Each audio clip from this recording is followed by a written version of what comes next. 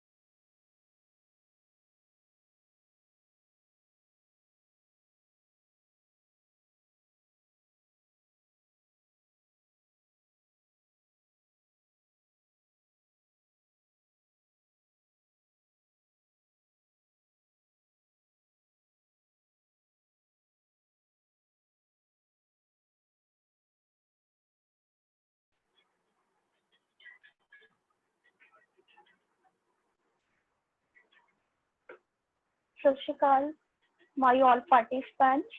First of all, I welcome you all in my session.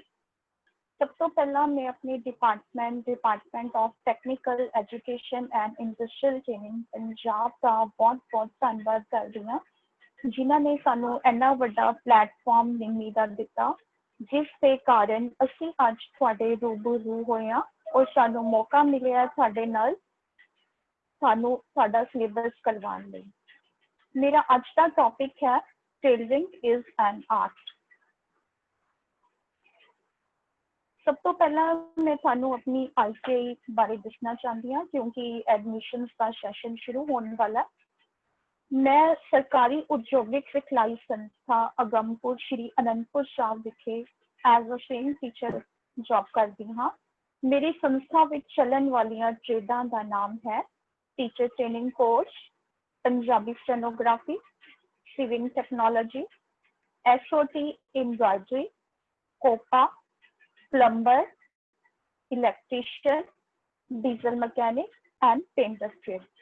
इन्हां ट्रेडां विच दाखला लैण लई तुसीं अपने फ्रेंड सर्कल या स्विंग टेक्नोलॉजी तो अगे जिहड़े स्टूडेंट्स ने SOT एम्ब्रॉयडरी ट्रेड विच दाखला लैना है या कोई भी होर ट्रेड करन दे चाहवान हन, वो अगे तो अगे इस इंफॉर्मेशन नूं शेयर कर सकते हैं।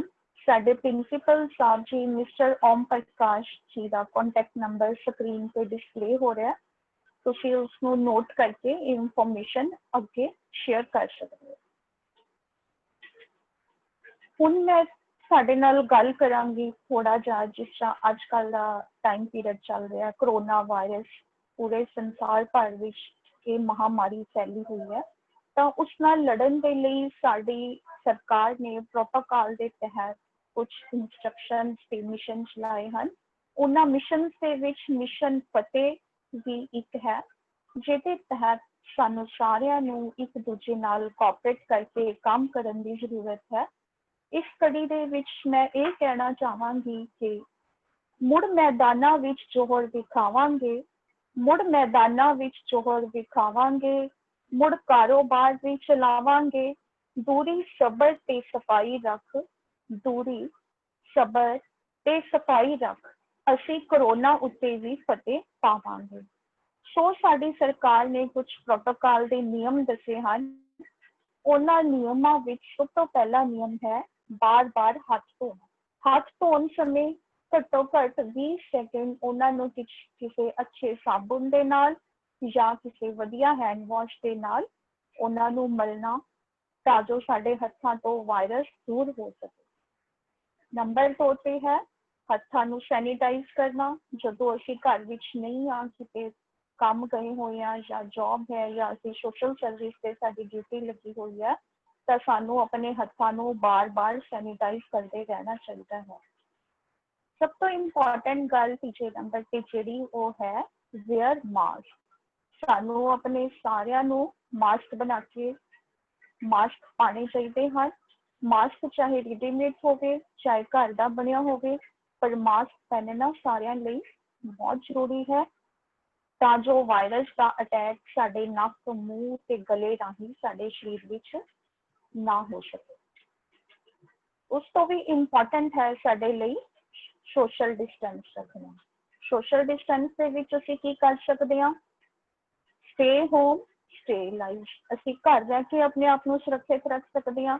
ਫਿਰ ਵੀ अगर किसी ਜ਼ਰੂਰੀ ਕੰਮ ਲਈ ਸਾਨੂੰ ਬਾਹਰ ਜਾਣਾ ਪੈ ਰਿਹਾ ਤਾਂ ਸਾਨੂੰ ਉਹਦੇ ਵਿੱਚ ਆਪਣੇ ਆਪ ਨੂੰ ਇੱਕ ਡਿਸਟੈਂਸ ਮੇਨਟੇਨ ਰੱਖਣਾ ਚਾਹੀਦਾ, ਜਿਹਦੇ ਨਾਲ ਕਿ ਅਸੀਂ ਆਪਣੇ ਆਪ ਨੂੰ ਸੁਰੱਖਿਅਤ ਰੱਖ ਸਕਦੇ ਹਾਂ। ਅੱਗੇ ਹੈ ਅਵੋਇਡ ਹੈਂਡਸ਼ੇਕ। ਜਿਸ ਤਰ੍ਹਾਂ ਸਾਡੀ ਸੁਸਾਇਟੀ ਵਿੱਚ ਅਕਸਰ ਹੀ ਇਹ ਰਿਵਾਜ ਹੈ ਕਿ ਮਿਲਣ ਸਮੇਂ ਅਸੀਂ ਹੈਂਡਸ਼ੇਕ ਕਰਦੇ ਹਾਂ ਜਾਂ ਅਸੀਂ ਹੱਗ ਕਰਕੇ ਮਿਲਦੇ ਹਾਂ। ਉਹਨਾਂ ਚੀਜ਼ਾਂ ਨੂੰ ਸਾਨੂੰ ਅਵੋਇਡ ਕਰਨਾ ਚਾਹੀਦਾ ਹੈ।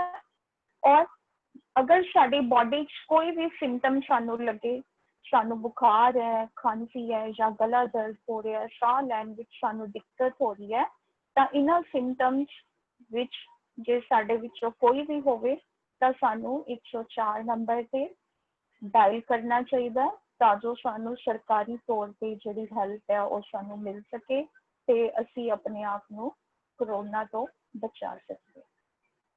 ਤਾਂ ਆਓ ਅਸੀਂ ਸਾਰੇ ਪ੍ਰਣ ਕਰੀਏ ਕਿ ਅਸੀਂ ਕਰੋਨਾ ਦਾ ਖਾਤਮਾ ਕਰਨ ਲਈ ਨਿਸ਼ਚਿਤ ਪੱਤਰ ਨੂੰ ਸਫਲਤਾਪੂਰਵਕ ਨੇਪਰੇ ਚਾੜਨ ਲਈ ਸਰਕਾਰ ਦੀ ਹਰ ਕਦਮ ਤੇ ਹੈਲਪ ਕਰਾਂਗੇ। ਤਾਂ ਹੁਣ ਮੈਂ ਤੁਹਾਡੇ ਨਾਲ ਗੱਲ ਕਰਦੀ ਹਾਂ ਆਪਣੇ ਅੱਜ ਦੇ ਟੌਪਿਕ ਬਾਰੇ। Tailoring is an art. ਜੋ ਸਾਡੀ ਟ੍ਰੇਡ ਹੈ ਸਵਿੰਗ ਟੈਕਨੋਲੋਜੀ, ਇਸ ਨੂੰ ਪਹਿਲਾਂ ਕਟਿੰਗ ਐਂਡ ਟੇਲਰਿੰਗ ਕਿਹਾ ਜਾਂਦਾ ਸੀ। ਇਸ ਦੇ ਨਾਲ ਹੀ ਕੋਰਿਲੇਟਿਡ ਕੋਰਸਿਸ ਹਨ, dress making, fashion designing, teachers training course. ਤਾਂ ਟੇਲਰਿੰਗ ਨੂੰ ਆਰਟ ਵੀ ਕਿਹਾ ਜਾਂਦਾ ਤੇ ਟੇਲਰਿੰਗ ਐਜ਼ ਅ ਇੰਡਸਟਰੀ ਵੀ ਕੰਮ ਕਰਦੀ ਹੈ।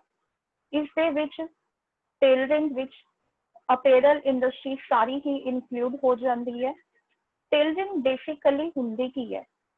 Tailoring is an art and industry by the virtue of which garments are fitted on every type of body. Tailoring ਦੀ ਕਲਾ ਦੇ ਨਾਲ ਅਸੀਂ ਹਰ ਤਰ੍ਹਾਂ ਦੀ ਬੋਡੀ ਦੇ ਉੱਤੇ ਕੱਪੜੇ ਨੂੰ ਫਿੱਟ ਕਰ ਸਕਦੇ ਹਾਂ। ਉਹ ਬੋਡੀ ਵਿੱਚ ਕਿਸੇ ਤਰ੍ਹਾਂ ਦੀ ਡਿਸੇਬਿਲਿਟੀ ਵੀ ਹੋ ਸਕਦੀ ਹੈ। ਉਹ ਬੰਦਾ ਭਾਵੇਂ ਉਹ ਹੈਂਡੀਕੈਪਡ ਹੋਵੇ ਜਾਂ ਉਹਦੀ ਸਟੋਪਿੰਗ ਫੀਚਰ ਹੋਵੇ ਜਾਂ ਉਹਦੇ ਸਕੇਅਰ ਸ਼ੋਲਡਰ ਹੋਣ, ਭਾਵ ਕਿ ਕਿਸੇ ਵੀ ਤਰ੍ਹਾਂ ਦੀ ਕੋਈ ਵੀ ਪ੍ਰੋਬਲਮ ਹੋਵੇ। ਟੇਲਰਿੰਗ ਇੱਕ ਐਸੀ ਕਲਾ ਦਾ ਨਾਮ ਹੈ ਜਿਸ ਦੇ ਨਾਲ ਅਸੀਂ ਕਿਸੇ ਵੀ ਵਿਅਕਤੀ ਦਾ ਸਰੀਰਕ ਤੌਰ ਤੇ ਜਿਹੜਾ ਕੱਦ ਹੈ, ਡਿਸੇਬਿਲਿਟੀ ਹੈ, ਉਸਨੂੰ ਅਸੀਂ ਕਵਰ ਕਰਕੇ ਅਸੀਂ ਉਹਦੀ ਦਿੱਖ ਨੂੰ ਇਫੈਕਟਿਵ ਬਣਾ ਸਕਦੇ ਹਾਂ, ਉਹਦੀ ਪਰਸਨੈਲਿਟੀ ਨੂੰ ਚਾਰ ਚੰਦ ਲਗਾ ਸਕਦੇ ਹਾਂ। ਜਿਵੇਂ ਕਿ ਕਿਹਾ ਜਾਂਦਾ ਹੈ, God makes a man and tailor makes him gentleman। परमात्मा ने इंसान ਨੂੰ ਬਣਾਇਆ ਹੈ ਤੇ ਇਨਸਾਨ ਨੂੰ ਜੈਂਟਲਮੈਨ ਟੇਲਰ ਨੇ ਬਣਾਇਆ ਹੈ ਆਪਣੀ ਕਲਾ ਦੇ ਨਾਲ।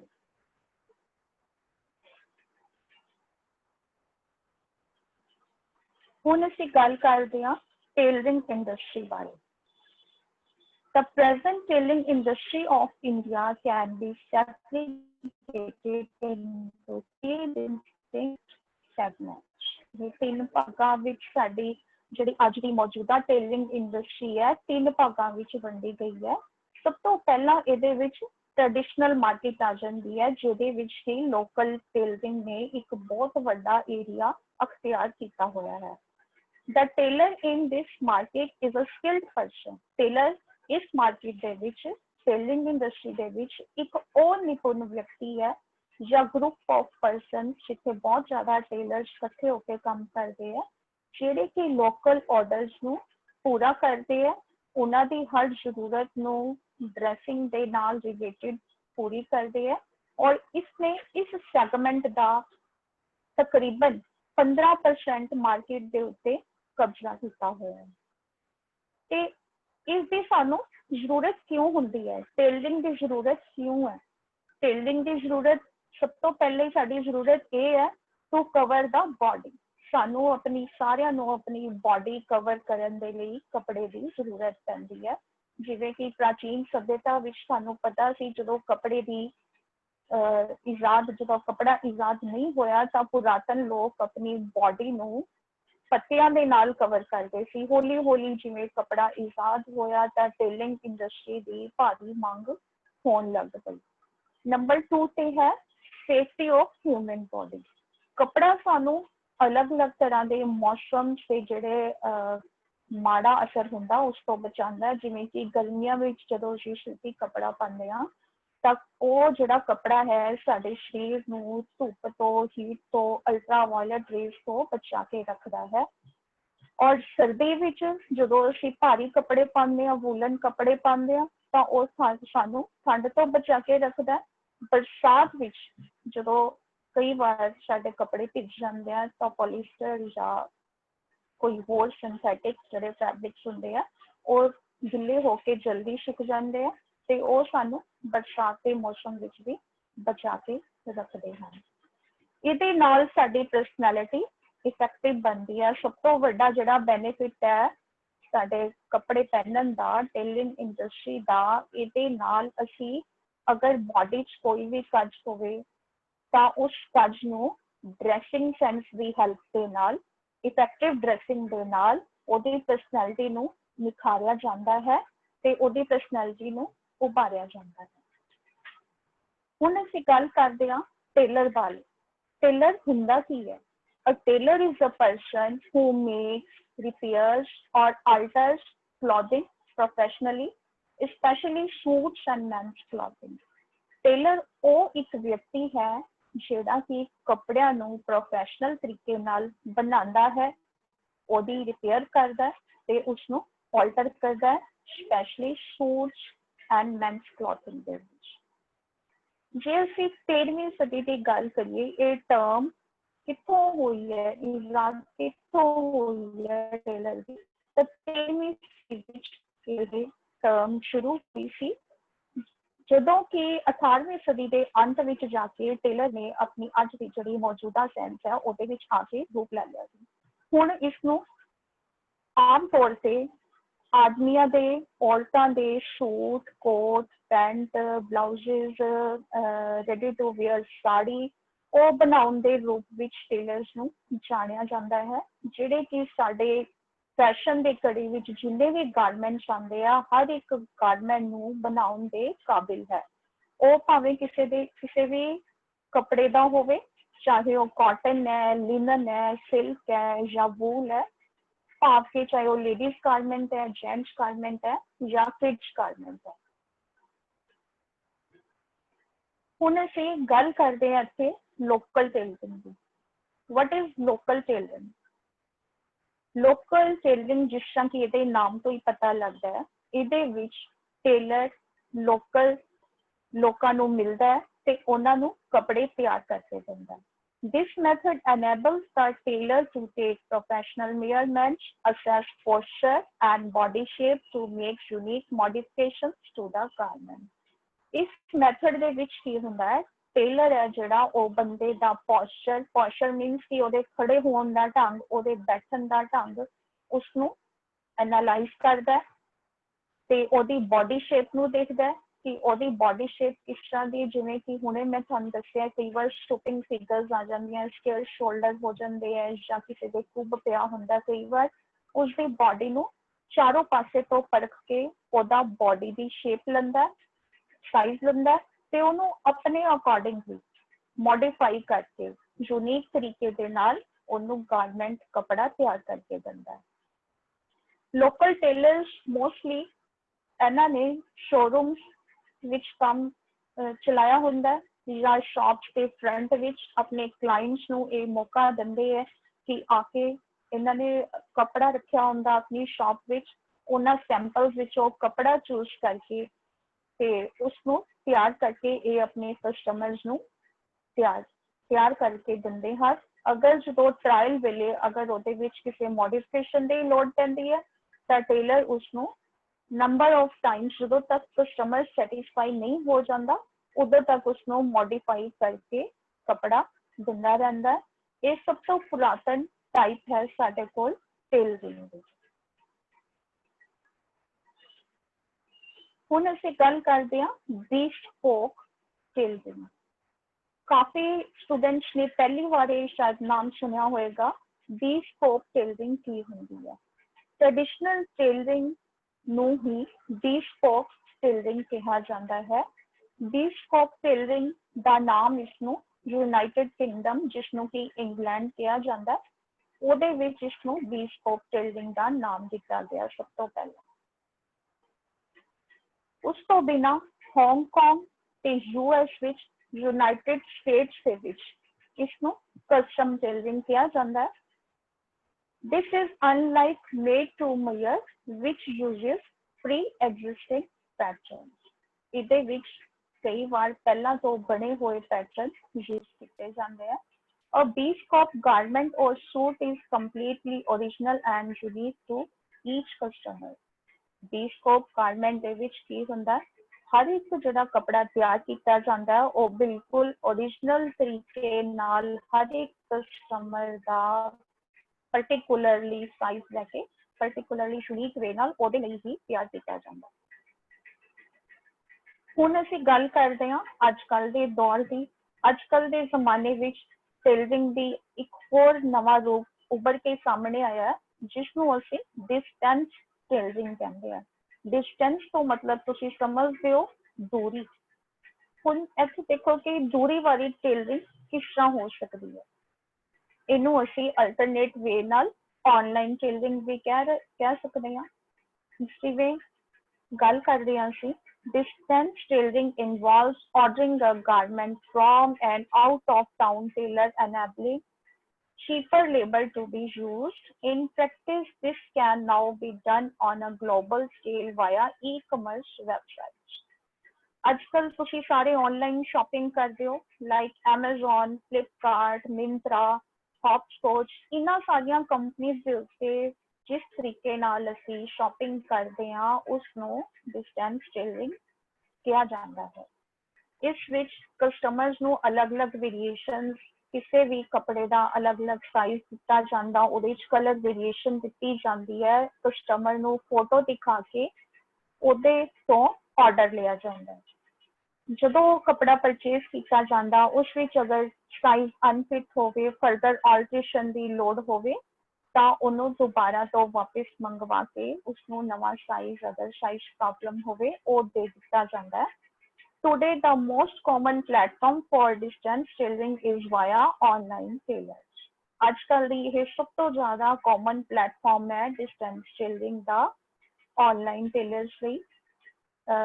ਜਿਵੇਂ ਕਿ ਇੱਕ ਲਾਈਮਰੋਡ ਇੱਕ ਕੰਪਨੀ ਹੈ online, ਉਹਦੇ ਵਿੱਚ ਵੀ ਇਸ ਤਰ੍ਹਾਂ ਹੈ ਕਿ अगर तुसी कोई भी ड्रेस डिजाइन करवानी है तो ਉਹਦੇ ਵਿੱਚ ਤੁਸੀਂ ਆਪਣੀ ड्रेस डिजाइन करके अपलोड कर सकते हो ਤੇ ਕਸਟਮਰ ਜਿੰਨੇ ਵੀ ਉਹਨੂੰ ਲਾਈਕ ਕਰਨਗੇ ਤਾਂ ਉੱਥੋਂ ਦੀ ਤੁਸੀਂ ਆਰਡਰ ਲੈ ਕੇ ਉਸਨੂੰ ਆਪਣਾ ਸੈਲ ਕਰ ਸਕਦੇ ਹੋ। ਸੇਮ ਵੇ ਹੌਪਸਕੌਚ ਕੰਪਨੀ ਤੇ ਵੀ ਅਗਰ ਤੁਹਾਨੂੰ ਕੋਈ ਉੱਥੇ ਕਿਸੇ ਗਾਰਮੈਂਟ ਦੀ ਫੋਟੋ ਪਸੰਦ ਆਉਂਦੀ ਹੈ ਤਾਂ ਉਸ ਵੈਬਸਾਈਟ ਕੋਲ ਅਗਰ ਉਹ ਗਾਰਮੈਂਟ ਰੈਡੀ ਨਹੀਂ ਹੈ ਤੁਸੀਂ ਉਸਨੂੰ ਆਰਡਰ ਕਰ ਸਕਦੇ ਹੋ। ਤੁਹਾਨੂੰ ਉਸ ਤੇ ਮੈਸੇਜ ਆ ਜਾਏਗਾ ਕਿ ਇਹ ਤੁਹਾਡਾ ਗਾਰਮੈਂਟ ਹੈ ਜਿਹੜਾ ਆਰਡਰ ਤੇ ਸਪੈਸ਼ਲ ਸਾਡੇ ਸਾਈਜ਼ ਲਈ ਰੈਡੀ ਹੋ ਕੇ ਤੁਹਾਨੂੰ ਇੰਨੇ ਟਾਈਮ ਦੇ ਵਿੱਚ ਰੈਡੀ ਹੋ ਕੇ ਮਿਲ ਜਾਏਗਾ।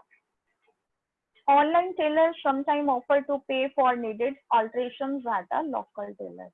ਕੁਝ ਵੈਬਸਾਈਟਸ ਇਸ ਤਰ੍ਹਾਂ ਵੀ ਕਰਦੀਆਂ ਕਿ ਆਪਣੇ ਕਸਟਮਰਸ ਨੂੰ पे करन दी ऑफर कर दिंदियां कि अगर सानू इहदे विच किसी अल्ट्रेशन की लोड़ है तो तुसीं अपने किसी लोकल टेलर तो अल्ट्रेशन करवा सकते हो। कई जगह ते एक नवा कॉन्सैप्ट भी आया ऑनलाइन टेलरिंग दे विच कि सब तो पहला कस्टमर तो जदों ऑर्डर लिया जाता उस तो पहला उसनूं एक प्री टेस्ट सूट भेजिया जाता, ਉਹਦੇ ਜਿਹੜੇ ਸਾਈਜ਼ ਉਹਨੇ ਪਹਿਲਾਂ ਪ੍ਰੋਵਾਈਡ ਕੀਤੇ ਹੁੰਦੇ ਆ ਉਹਦੇ ਅਕੋਰਡਿੰਗਲੀ। ਅਗਰ ਉਹ ਕਸਟਮਰ ਨੂੰ ਫਿਟ ਆ ਜਾਂਦਾ ਵੈਲ ਐਂਡ ਗੁੱਡ, ਅਗਰ ਨਹੀਂ ਫਿਟ ਆਉਂਦਾ ਤਾਂ ਉਹਦੇ ਵਿੱਚ ਕੀ ਕੀਤਾ ਜਾਂਦਾ, ਉਹਦੇ ਵਿੱਚ ਜਿੰਨੀਆਂ ਰਿਕੁਆਇਰਡ ਜਿੰਨੀਆਂ ਆਲਟਰੇਸ਼ਨਸ ਐਡਜਸਟਮੈਂਟਸ ਕਸਟਮਰਸ ਨੂੰ ਚਾਹੀਦੀਆਂ ਹੁੰਦੀਆਂ ਉਹ ਸਾਰੀਆਂ ਨੋਟ ਕਰ ਲਈਆਂ ਜਾਂਦੀਆਂ ਟੈਸਟ ਸੂਟ ਦੇ ਰਾਹੀਂ। ਉਸ ਤੋਂ ਬਾਅਦ ਜਦੋਂ ਫਾਈਨਲ ਸੂਟ ਤਿਆਰ ਹੋਣਾ ਉਹ ਨਵੀਆਂ ਸਪੈਸੀਫਿਕੇਸ਼ਨਸ ਦੇ ਹਿਸਾਬ ਨਾਲ ਨਵੇਂ ਨਾਪ ਦੇ ਅਨੁਸਾਰ ਤਾਂ ਕਸਟਮਰ ਨੂੰ ਉਹ ਫਾਈਨਲ ਸੂਟ ਰੈਡੀ ਕਰਕੇ ਭੇਜਿਆ ਜਾਂਦਾ ਹੈ। ਹੁਣ ਅਸੀਂ ਗੱਲ ਕਰਦੇ ਹਾਂ ਟਰੈਵਲਿੰਗ ਟੇਲਰਸ ਬਾਰੇ। ਇਹਨਾਂ ਬਾਰੇ ਵੀ ਸ਼ਾਇਦ ਤੁਸੀਂ ਪਹਿਲੀ ਵਾਰ ਸੁਣਿਆ ਹੋਏਗਾ। ਜਿਵੇਂ ਡਿਸਟੈਂਸ ਟੇਲਰਿੰਗ ਦੇ ਵਿੱਚ ਦੂਰ ਤੋਂ ਆਊਟ ਆਫ ਸਿਟੀ ਤੋਂ ਕਿਤੋਂ ਵੀ ਵੈਬਸਾਈਟ ਦੇ ਥਰੂ ਨਾਪ ਲੈ ਲਿਆ ਜਾਂਦਾ ਹੈ। ਇਹਦੇ ਵਿੱਚ ਬਿਲਕੁਲ ਉਲਟ ਹੈ ਕਿ ਜਿਹੜੇ ਟਰੈਵਲਿੰਗ ਟੇਲਰਸ ਹੈ ਇਹ ਕੀ ਕਰਦੇ ਹੈ, ਕਿਸੇ ਵੀ ਸਿਟੀ ਦੇ ਵਿੱਚ, ਚਾਹੇ ਉਹ ਮੈਟਰੋਪੋਲੀਟਨ ਸਿਟੀਜ਼ ਹੋਣ, ਚੰਡੀਗੜ੍ਹ ਹੋਵੇ, ਰੋਪੜ ਹੋਵੇ, ਅੰਮ੍ਰਿਤਸਰ, ਲੁਧਿਆਣਾ, ਬਠਿੰਡਾ, ਕੋਈ ਵੀ ਸਿਟੀ ਹੋਵੇ, ਉੱਥੇ ਫੇਮਸ ਜਿਹੜੇ ਹੋਟਲਸ ਹੁੰਦੇ ਆ ਉੱਥੇ ਜਾ ਕੇ ਉਹ ਆਪਣਾ ਇੱਕ ਐਗਜ਼ੀਬਿਸ਼ਨ ਲਗਾਉਂਦੇ ਆ। ਐਗਜ਼ੀਬਿਸ਼ਨ ਦੇ ਵਿੱਚ ਜਦੋਂ ਕਸਟਮਰਸ ਆਉਂਦੇ ਨੇ ਉਹ ਕਸਟਮਰਸ ਨੂੰ ਆਪਣੇ ਸੈਂਪਲਸ ਸ਼ੋ ਕਰਦੇ ਆ। ਸੈਂਪਲਸ ਵਿੱਚੋਂ ਕਸਟਮਰਸ ਆਪਣੇ ਅਕੋਰਡਿੰਗਲੀ, ਆਪਣੀ ਚੋਇਸ ਦੇ ਅਕੋਰਡਿੰਗਲੀ ਉਹਨਾਂ ਨੂੰ ਪਿਕ ਕਰਕੇ ਉੱਥੇ ਉਸ ਜਿਹੜਾ ਟੇਲਰ ਹੈ ਉਸਨੂੰ ਆਰਡਰ ਦੇ ਦਿੰਦੇ ਨੇ। ਆਰਡਰ ਲੈਣ ਤੋਂ ਬਾਅਦ ਉਹਨਾਂ ਨੂੰ ਇੱਕ ਟਾਈਮ ਦਿੱਤਾ ਜਾਂਦਾ ਹੈ ਕਿ ਤੁਹਾਨੂੰ ਇਹ ਡਰੈਸ ਇੰਨੇ ਦਿਨਾਂ ਵਿੱਚ ਰੈਡੀ ਹੋ ਕੇ ਤੁਹਾਡੇ ਐਡਰੈਸ ਦੇ ਉੱਤੇ ਪਹੁੰਚ ਜਾਏਗੀ। ਉਹਦੇ ਵਿੱਚ ਕਸਟਮਰਸ ਦਾ ਕੰਟੈਕਟ ਨੰਬਰ, ਐਡਰੈਸ ਨੋਟ ਕਰ ਲਿਆ ਜਾਂਦਾ ਹੈ ਤੇ 3 ਤੋਂ 4 ਹਫ਼ਤੇ ਦੇ ਵਿੱਚ ਉਸਨੂੰ ਉਹ ਉਸਦੀ ਡਰੈਸ ਤਿਆਰ ਕਰਕੇ ਉਸਨੂੰ ਸ਼ਿਪ ਕਰ ਦਿੱਤੀ ਜਾਂਦੀ ਹੈ। ਅੱਜ ਕੱਲ੍ਹ ਇਹ ਮੋਸਟਲੀ ਜਿਹੜੇ ਟਰੈਵਲਿੰਗ ਟੇਲਰਸ ਹੈ mostly Hong Kong, US, UK, France, Australia ਤੇ ਜਾਪਾਨ ਵਿੱਚ ਇਹ ਕੰਮ ਬਹੁਤ ਚੱਲ ਰਿਹਾ। ਪਰ ਸਾਡੇ ਇੰਡੀਆ ਦੇ ਵਿੱਚ ਵੀ ਸਾਡਾ ਐਗਜ਼ੀਬਿਸ਼ਨ ਜਿਹੜੀਆਂ ਵੱਡੀਆਂ ਰਿਨੋਟ ਸਿਟੀਜ਼ ਦੇ ਵਿੱਚ ਲੱਗਦਾ ਹੈ ਤੇ ਆਪਣੇ ਇੰਡੀਆ ਦੇ ਵਿੱਚ ਵੀ ਇਹ ਕੰਮ ਬਹੁਤ ਚੱਲ ਰਿਹਾ ਟਰੈਵਲਿੰਗ ਟੇਲਰਸ ਦਾ। ਔਰ ਇਹਦੇ ਵਿੱਚ ਜਿਹੜੇ ਟੇਲਰਸ ਹੁੰਦੇ ਆ ਬਹੁਤ ਬੈਨੀਫਿਟ ਦੇ ਵਿੱਚ ਰਹਿੰਦੇ ਆ, ਕਿਉਂਕਿ ਜਿਹੜੇ ਟਰੈਵਲਿੰਗ ਟੇਲਰਸ ਹੁੰਦੇ ਆ ਇਹ ਫੇਮਸ ਡਿਜ਼ਾਈਨਰਸ ਹੁੰਦੇ ਆ ਜਿਨ੍ਹਾਂ ਦਾ ਕਿ ਇੱਕ ਬ੍ਰਾਂਡ ਨੇਮ ਹੁੰਦਾ। ਉਹ ਬ੍ਰਾਂਡ ਦਾ ਜਦੋਂ ਸਿਟੀ ਵਿੱਚ ਪਬਲਿਸਿਟੀ ਹੁੰਦੀ ਹੈ ਤਾਂ ਉਹਨਾਂ ਦੇ ਜਿਹੜੇ ਕਸਟਮਰਸ ਹੁੰਦੇ ਆ ਉਹਨਾਂ ਨੂੰ ਲਾਈਕ ਕਰਨ ਵਾਲੇ ਤਾਂ ਉਹ ਉਸ ਸਪੈਸੀਫਾਈਡ ਜਗ੍ਹਾ ਤੇ ਜਾ ਕੇ ਉਹਨਾਂ ਦੇ ਜਿਹੜੇ ਬ੍ਰਾਂਡ ਆ ਉਹਨਾਂ ਦੀਆਂ ਡਰੈਸਿਸ ਡਿਜ਼ਾਈਨ ਕੀਤੀਆਂ ਹੁੰਦੀਆਂ ਉਹਨਾਂ ਨੂੰ ਲੈਣਾ ਬਹੁਤ ਪਸੰਦ ਕਰਦੇ ਨੇ। ਹੁਣ ਅਸੀਂ ਗੱਲ ਕਰਦੇ ਹਾਂ ਕਿ ਸਾਡੀ ਟੇਲਰਿੰਗ ਇੰਡਸਟਰੀ ਜਿਹੜੇ ਜਿੱਥੇ ਕਿ ਪੂਰੇ ਸੈਕਟਰ ਨੂੰ ਅਪੈਰਲ ਸੈਕਟਰ ਕਿਹਾ ਜਾਂਦਾ ਹੈ ਇਹ ਕੰਮ ਕਿਵੇਂ ਕਰਦਾ। ਜਿਵੇਂ ਮੈਂ ਤੁਹਾਨੂੰ ਦੱਸਿਆ ਕਿ ਟੇਲਰਿੰਗ ਇੱਕ ਆਰਟ ਦੇ ਤੌਰ ਤੇ ਵੀ ਕੰਮ ਕਰਦੀ ਹੈ, ਟੇਲਰਿੰਗ ਇੱਕ ਇੰਡਸਟਰੀ ਦੇ ਤੌਰ ਤੇ ਵੀ ਕੰਮ ਕਰਦੀ ਹੈ। ਇਸ ਵਿੱਚ ਅਲੱਗ-ਅਲੱਗ ਸੈਕਸ਼ਨਸ ਬਣੇ ਹੁੰਦੇ ਹਨ ਟੇਲਰਿੰਗ ਇੰਡਸਟਰੀ ਦੇ ਵਿੱਚ। ਸਭ ਤੋਂ ਪਹਿਲਾਂ ਮਰਚੈਂਡਾਈਜ਼ਿੰਗ ਹੁੰਦੀ ਹੈ। ਮਰਚੈਂਡਾਈਜ਼ਿੰਗ ਦੇ ਵਿੱਚ ਆਰਡਰ ਟੇਕਿੰਗ ਹੁੰਦੀ ਹੈ। ਮਰਚੈਂਡਾਈਜ਼ਰਸ ਹੈ ਜਿਹੜੇ ਕੰਪਨੀਜ਼ ਦੇ ਨਾਲ ਗੱਲ ਕਰਕੇ ਇਹ ਡਿਸਾਈਡ ਕਰਦੇ ਹੈ ਕਿ ਇਹਨਾਂ ਨੂੰ ਕਿਹੜਾ ਡਿਜ਼ਾਈਨ ਚਾਹੀਦਾ, ਕੁਆਂਟੀਟੀ ਕਿੰਨੀ ਚਾਹੀਦੀ ਹੈ, ਸਟਫ ਕਿਸ ਤਰ੍ਹਾਂ ਦਾ ਚਾਹੀਦਾ। ਉਸ ਤੋਂ ਬਾਅਦ ਸੈਂਪਲਿੰਗ ਆ ਜਾਂਦੀ ਹੈ। ਕੰਪਨੀਜ਼ ਦੇ ਨਾਲ ਕੀਤੀ ਹੋਈ ਗੱਲ ਦੇ ਅਨੁਸਾਰ ਉਹਨਾਂ ਨੂੰ ਸੈਂਪਲ ਤਿਆਰ ਕਰਕੇ ਦਿੱਤੇ ਜਾਂਦੇ ਆ। ਸੈਂਪਲਸ ਓਕੇ ਜਦੋਂ ਹੋ ਜਾਂਦੇ ਆ ਉਸ ਤੋਂ ਬਾਅਦ ਉਹਦੇ ਅਕੋਰਡਿੰਗਲੀ ਕੱਪੜਾ ਤੇ ਅਸੈਸਰੀਜ਼ ਨੂੰ ਸਟੋਰ ਕਰਕੇ ਸਟੋਰ ਡਿਪਾਰਟਮੈਂਟ ਦੇ ਵਿੱਚੋਂ ਅੱਗੇ ਸਪਰੈਡਿੰਗ, ਮਾਰਕਰ ਪਲੈਨਿੰਗ ਤੇ ਕਟਿੰਗ ਲਈ ਕਟਿੰਗ ਸੈਕਸ਼ਨ ਦੇ ਵਿੱਚ ਭੇਜ ਦਿੱਤਾ ਜਾਂਦਾ ਹੈ। ਕਟਿੰਗ ਸੈਕਸ਼ਨ ਦੇ ਵਿੱਚੋਂ ਜਦੋਂ ਕੱਪੜੇ ਦੀ ਕਟਿੰਗ ਹੋ ਗਈ, ਮਾਰਕਿੰਗ ਹੋ ਗਈ, ਸਪਰੈਡਿੰਗ ਹੋ ਗਈ, ਉਸ ਤੋਂ ਬਾਅਦ ਵਿੱਚ ਸਟਿੰਗ ਸੈਕਸ਼ਨ ਦੇ ਵਿੱਚ ਕੱਪੜੇ ਨੂੰ ਸਿਲਾਈ ਕਰਨ ਲਈ ਭੇਜਿਆ ਜਾਂਦਾ ਹੈ। ਸਿਲਾਈ ਕਰਨ ਤੋਂ ਬਾਅਦ ਕੱਪੜੇ ਨੂੰ ਵਾਸ਼ਿੰਗ ਦੇ ਲਈ ਭੇਜਿਆ ਜਾਂਦਾ ਹੈ। ਵਾਸ਼ਿੰਗ ਤੋਂ ਬਾਅਦ ਦੈਨ ਉਸਦੇ ਕੁਆਲਿਟੀ ਕੰਟਰੋਲ ਡਿਪਾਰਟਮੈਂਟ ਉਸਨੂੰ ਚੈੱਕ ਕਰਦਾ। ਉਸ ਤੋਂ ਬਾਅਦ ਪ੍ਰੈਸਿੰਗ ਐਂਡ ਫੋਲਡਿੰਗ ਦੀ ਵਾਰੀ ਆਉਂਦੀ ਹੈ। ਪ੍ਰੈਸਿੰਗ ਐਂਡ ਫੋਲਡਿੰਗ ਤੋਂ ਬਾਅਦ ਫਾਈਨਲੀ ਪੈਕਿੰਗ ਐਂਡ ਡਿਸਪੈਚਮੈਂਟ ਡਿਪਾਰਟਮੈਂਟ ਆਉਂਦਾ ਹੈ। ਤੇ ਸਟੈਚਿੰਗ ਤੋਂ ਬਾਅਦ ਵਿੱਚ ਉਹਦਾ ਸਾਰਾ ਰਿਕਾਰਡ ਕਿ ਅਸੀਂ ਇੰਨੇ ਪੈਕੇਟਸ ਇਸ ਕੰਪਨੀ ਨੂੰ ਇੰਨੇ ਡੇਟ ਨੂੰ ਭੇਜੇ ਹਨ, ਇਹ ਸਾਰਾ ਰਿਕਾਰਡ ਸਾਡਾ ਜਿਹੜਾ ਐਡਮਿਨਿਸਟ੍ਰੇਟਿਵ ਡਿਪਾਰਟਮੈਂਟ ਹੁੰਦਾ ਉੱਥੇ ਭੇਜਿਆ ਜਾਂਦਾ ਹੈ। ਟੇਲਰਿੰਗ ਇੰਡਸਟਰੀਜ਼ ਦੇ ਵਿੱਚ ਇਹ ਸਾਰੇ ਡਿਪਾਰਟਮੈਂਟਸ ਕੰਮ ਕਰਦੇ ਹਨ ਜਿਨ੍ਹਾਂ ਬਾਰੇ ਮੈਂ ਤੁਹਾਡੇ ਨਾਲ ਹੁਣੇ ਗੱਲ ਕੀਤੀ ਹੈ, like fabric store, cutting section, sewing floor, embroidery section, printing section, finishing section, quality checking, packing section, and last one is the shipping. ਹੁਣ ਅਸੀਂ ਜੇ ਡਿਜ਼ਾਈਨ ਸੈਕਸ਼ਨ ਦੀ ਗੱਲ ਕਰੀਏ ਤਾਂ ਇੰਡਸਟਰੀਜ਼ ਦੇ ਵਿੱਚ ਜਿਹੜੀ ਡਿਜ਼ਾਈਨਿੰਗ ਹੁੰਦੀ ਹੈ ਉਹ ਕੰਪਿਊਟਰ ਏਡਿਡ ਦੀ ਡਿਜ਼ਾਈਨਿੰਗ ਇੱਕ ਸੌਫਟਵੇਅਰ ਹੁੰਦਾ उसके द्वारा डिजाइनर्स किसी भी ड्रैस ਨੂੰ ਜਿਹਨੇ ਤਿਆਰ ਹੋਣਾ ਉਹਦੇ ਥਰੂ ਡਰੈਸ ਨੂੰ ਡਿਜ਼ਾਈਨ ਕਰਦੇ ਆ। ਜਿਵੇਂ ਕਿ ਸਲਾਈਡ ਵਿੱਚ ਤੁਸੀਂ ਦੇਖ ਸਕਦੇ ਹੋ ਅਲੱਗ-ਅਲੱਗ ਡਰੈਸਸ ਦੀ ਡਿਜ਼ਾਈਨਿੰਗ ਕੀਤੀ ਹੋਈ ਹੈ। ਇਹਦੇ ਵਿੱਚ ਸੌਫਟਵੇਅਰ ਵਿੱਚ ਸਾਡੇ ਕੋਲ ਆਪਸ਼ਨਸ ਹੁੰਦੀਆਂ ਹਰ ਇੱਕ ਕਲਰ ਦੀਆਂ। ਅਸੀਂ ਕਿਸੇ ਵੀ ਡਰੈਸ ਨੂੰ ਡਿਜ਼ਾਈਨ ਕਰਨ ਤੋਂ ਬਾਅਦ ਉਹਦੀ ਆਊਟਲੁੱਕ ਦੇਖ ਸਕਦੇ ਹਾਂ ਕਿ ਇਹ ਡਰੈਸ ਕਿਸ ਕਲਰ ਕੰਟਰਾਸਟ ਵਿੱਚ, ਕਿਸ ਕਲਰ ਕੰਬੀਨੇਸ਼ਨ ਵਿੱਚ ਬਣੀ ਹੋਈ ਇਫੈਕਟਿਵ ਲੱਗੇਗੀ ਜਾਂ ਨਹੀਂ ਲੱਗੇਗੀ। ਇਹ ਸਾਰਾ ਕੰਮ ਸਾਡਾ ਡਿਜ਼ਾਈਨ ਸੈਕਸ਼ਨ 'ਚ ਹੁੰਦਾ ਹੈ। ਇਸ ਸਲਾਈਡ ਦੇ ਵਿੱਚ ਤੁਸੀਂ ਅਲੱਗ-ਅਲੱਗ ਟਾਈਪ ਦੀਆਂ ਡਰੈਸਿਸ ਦੇਖ ਰਹੇ ਹੋ, ਕਲਰ ਵੀਲ ਦਿਖ ਰਿਹਾ ਐਂਡ ਪੈਟਰਨ ਦਿਖ ਰਿਹਾ। ਇਹ ਸਾਰੀ ਜਿਹੜੀ ਪੈਟਰਨ ਕਟਿੰਗ ਹੈ ਡਰੈਸਿਸ ਦੀ ਟੀ-ਸ਼ਰਟ ਦੇ ਅਲੱਗ-ਅਲੱਗ ਕਲਰ ਸ਼ੋ ਕੀਤੇ ਹੋਏ ਹਨ। ਇਹ ਸਾਰੇ ਕਲਰਸ ਦੀ ਹੈਲਪ ਦੇ ਨਾਲ ਅਸੀਂ ਕੰਪਿਊਟਰ ਏਡਡ ਡਿਜ਼ਾਈਨਿੰਗ ਦੀ ਹੈਲਪ ਨਾਲ ਅਸੀਂ ਇਸਨੂੰ ਪੂਰਾ ਕਰ ਸਕਦੇ ਹਾਂ। ਇਸ ਤੋਂ ਬਾਅਦ ਵਿੱਚ ਪੈਟਰਨ ਮੇਕਿੰਗ ਤੇ ਪੈਟਰਨ ਕਟਿੰਗ ਦੀ ਵਾਰੀ ਆਉਂਦੀ ਹੈ। ਉਸ ਕੜੀ ਵਿੱਚ ਵੀ ਅਸੀਂ ਕੰਪਿਊਟਰ ਦੀ ਹੈਲਪ ਦੇ ਨਾਲ ਪ੍ਰੋਪਰ ਮੇਜਰਮੈਂਟਸ ਦੇ ਨਾਲ ਆਪਣੇ ਪੈਟਰਨਸ ਨੂੰ ਰੈਡੀ ਕਰਕੇ ਕਟਿੰਗ ਵਿੱਚ ਹੈਲਪ ਕਰ ਸਕਦੇ ਹਾਂ। ਇਸ ਤੋਂ ਬਾਅਦ ਵਿੱਚ ਵਾਰੀ ਆਉਂਦੀ ਹੈ ਫੈਬਰਿਕ ਸਟੋਰ ਦੀ। ਜਦੋਂ ਸਾਡੇ ਪੈਟਰਨ ਕੱਟ ਹੋ ਗਏ, ਡਿਜ਼ਾਈਨਿੰਗ ਹੋ ਗਈ, ਉਸ ਤੋਂ ਬਾਅਦ ਵਿੱਚ ਅਸੀਂ ਕੱਪੜਾ ਇਸ਼ੂ ਕਰਨਾ ਹੁੰਦਾ ਹੈ। ਗਾਰਮੈਂਟਸ ਦੀ ਪ੍ਰੋਡਕਸ਼ਨ ਸਟਾਰਟ ਕਰਨ ਤੋਂ ਪਹਿਲਾਂ ਸਾਨੂੰ ਜਿੰਨਾ ਅਮਾਉਂਟ ਵਿੱਚ ਕੱਪੜਾ ਚਾਹੀਦਾ ਹੈ ਉਸ ਸਾਰੇ ਨੂੰ ਅਸੀਂ ਸਟੋਰ ਤੋਂ ਇਸ਼ੂ ਕਰਦੇ ਹਾਂ। ਲਾਈਕ ਜਿਵੇਂ ਕਟਿੰਗ ਸੈਕਸ਼ਨ 'ਚ ਜਾਣਾ ਹੈ ਜਾਂ ਸਿੰਗ 'ਚ ਜਾਣਾ ਹੈ ਤਾਂ ਇੱਥੋਂ ਦੀ ਸਾਰੇ ਪ੍ਰੋਸੈਸਿਸ ਵਿੱਚ ਜਿੰਨਾ ਕੱਪੜਾ ਜਿਸ ਸਿੰਗ ਆਪਰੇਟਰ ਨੂੰ ਚਾਹੀਦਾ ਹੁੰਦਾ ਹੈ ਸਾਰਾ ਫੈਬਰਿਕ ਸਟੋਰ ਤੋਂ ਇਸ਼ੂ ਕਰਕੇ ਅੱਗੇ ਭੇਜਿਆ ਜਾਂਦਾ ਹੈ।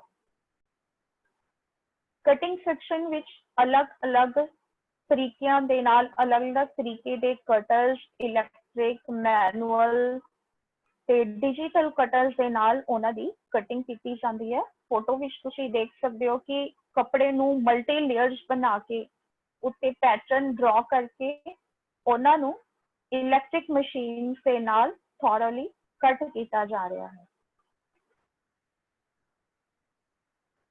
ਇਸ ਤੋਂ ਬਾਅਦ ਸਾਡੇ ਕੋਲ ਆਉਂਦਾ ਸੂਇੰਗ ਔਰ ਸਟਿਚਿੰਗ ਸੈਕਸ਼ਨ। ਕੱਪੜੇ ਦੀ ਜਦੋਂ ਕਟਿੰਗ ਹੋ ਗਈ ਉਸ ਤੋਂ ਬਾਅਦ ਅਲੱਗ-ਅਲੱਗ ਰੋਲਸ ਬਣਾ ਕੇ ਇੱਕ ਸੂਇੰਗ ਆਪਰੇਟਰ ਨੂੰ ਉਹ ਕੱਪੜਾ ਇਸ਼ੂ ਕਰ ਦਿੱਤਾ ਜਾਂਦਾ ਜੋ ਕਿ ਅੱਗੇ ਜਾ ਕੇ ਸਟਿਚਿੰਗ ਸੈਕਸ਼ਨ ਵਿੱਚ ਜਿੰਨੇ ਵਰਕਰਸ ਹੁੰਦੇ ਹਨ ਉਹਨਾਂ ਨੂੰ ਤਿਆਰ ਕਰਦੇ ਹਨ। ਇੱਥੇ ਮੈਂ ਤੁਹਾਨੂੰ ਇੱਕ ਐਗਜ਼ਾਮਪਲ ਦੇਵਾਂਗੀ ਕਿ ਬੇਸਿਕਲੀ ਇੰਡਸਟਰੀਜ਼ ਦੇ ਵਿੱਚ ਕੰਮ ਕਿੱਦਾਂ ਹੁੰਦਾ ਹੈ। ਜਿਸ ਤਰ੍ਹਾਂ ਤੁਸੀਂ IT ਦੇ ਵਿੱਚ ਸਿੱਖਦੇ ਹੋ ਕਿ ਸ਼ਰਟ ਤੁਸੀਂ ਬਣਾਉਣੀ ਸਿੱਖ ਲਈ ਜਾਂ ਫਰੋਕ ਸਿੱਖ ਲਈ ਜਾਂ ਲੇਡੀ ਸੂਟ ਸਿੱਖ ਲਿਆ ਜਾਂ ਕੋਈ ਡਰੈਸ ਸਿੱਖੀ। ਇੰਡਸਟਰੀਜ਼ ਦੇ ਵਿੱਚ ਕੀ ਹੁੰਦਾ ਹੈ, ਅਗਰ ਉੱਥੇ 100 ਕਾਰੀਗਰ ਹੈ ਜਾਂ ਉਸ ਤੋਂ ਜ਼ਿਆਦਾ ਹੈ ਜਾਂ ਘੱਟ ਹੈ, ਹਰ ਇੱਕ ਕਾਰੀਗਰ ਨੇ ਆਪਣੀ ਇੱਕ ਚੀਜ਼, ਇੱਕ ਡਰੈਸ ਦਾ ਇੱਕ ਪਾਰਟ ਬਣਾਉਣਾ। ਅਗਰ ਅਸੀਂ ਜੈਂਟ ਸ਼ਰਟ ਦੀ ਗੱਲ ਕਰੀਏ ਤਾਂ ਪਹਿਲਾ ਕਾਰੀਗਰ ਕੀ ਕਰੇਗਾ, ਲਾਈਕ ਪਹਿਲੇ ਨੇ ਉਹਦੀ ਪਲੈਕਟ ਸਟਿਚ ਕਰਨੀ ਹੈ। ਪਲੈਕਟ ਕੇ ਸ਼ਰਟ ਦੀ ਜਿਹੜੀ ਬਟਨ ਪੱਟੀ ਹੈ ਸਿਰਫ ਉਹਨੂੰ ਸਟਿਚ ਕਰੇਗਾ। ਦੂਜਾ ਕਾਰੀਗਰ ਜਿਹੜੇ ਸ਼ਰਟ ਦੇ ਵਿੱਚ ਅਸੀਂ ਡਾਟ ਪਾਉਂਦੇ ਹਾਂ ਸਿਰਫ ਡਾਟ ਬਣਾਏਗਾ। ਤੀਜਾ ਕਾਰੀਗਰ ਬੈਕ ਡਾਟ ਪਾਏਗਾ ਔਰ ਚੌਥਾ ਕੀ ਕਰੇਗਾ, ਚੌਥਾ ਉਹਦੇ ਮੋਢਿਆਂ ਨੂੰ ਜੋੜੇਗਾ। ਮੋਢੇ ਜੋੜਨ ਤੋਂ ਬਾਅਦ ਅਗਲਾ ਕੀ ਕਰੇਗਾ, ਕਾਲਰ ਦੀ ਸਟਿਚਿੰਗ ਕਰੇਗਾ। ਉਸ ਤੋਂ ਨੈਕਸਟ ਕਾਲਰ ਬੈਂਡ ਨੂੰ ਬਣਾਏਗਾ ਤੇ ਜਿਹੜਾ ਉਸ ਤੋਂ ਨੈਕਸਟ ਹੋਏਗਾ ਉਹ ਕਾਲਰ ਤੇ ਬੈਂਡ ਦੋਨਾਂ ਨੂੰ ਜੋੜ ਦੇਗਾ। ਉਸ ਤੋਂ ਨੈਕਸਟ ਵਾਲਾ ਜਿਹੜਾ ਹੈਗਾ, ਜਦੋਂ ਕਾਲਰ ਸਾਡੇ ਕੋਲ ਰੈਡੀ ਹੋ ਗਿਆ ਤਾਂ ਉਸਨੂੰ ਨੈਕ ਲਾਈਨ ਦੇ ਨਾਲ ਜੋੜੇਗਾ। ਇਸ ਪ੍ਰੋਸੈਸ ਤੋਂ ਬਾਅਦ ਨੈਕਸਟ ਕਾਰੀਗਰ ਕੀ ਕਰੇਗਾ, ਜਿਹੜੀ ਬਾਹ ਹੈ ਬਾਹ ਨੂੰ ਬਾਡੀ ਦੇ ਨਾਲ ਜੋੜੇਗਾ। ਉਸ ਤੋਂ ਨੈਕਸਟ ਵਾਲਾ ਜਿਹੜੀ ਹੈ ਉਹ ਸਾਈਡ ਸੀਮ ਲਗਾਏਗਾ। ਉਸ ਤੋਂ ਨੈਕਸਟ ਕਾਰੀਗਰ ਹੈ ਜਿਹੜਾ ਉਹ ਬਾਹ ਦੇ ਨਾਲ ਕੱਫ ਨੂੰ ਜੋੜੇਗਾ ਔਰ ਉਸ ਤੋਂ ਨੈਕਸਟ ਵਾਲਾ ਜਦੋਂ ਕੱਫ ਜੁੜ ਗਿਆ ਬਾਹ ਤੇ ਸਾਈਡ ਸੀਮ ਲਗਾ ਕੇ ਉਸ ਤੋਂ ਲਾਸਟ ਵਾਲਾ ਉਸ ਸ਼ਰਟ ਨੂੰ ਪ੍ਰੋਪਰ ਫਿਨਿਸ਼ ਕਰ ਦੇਗਾ।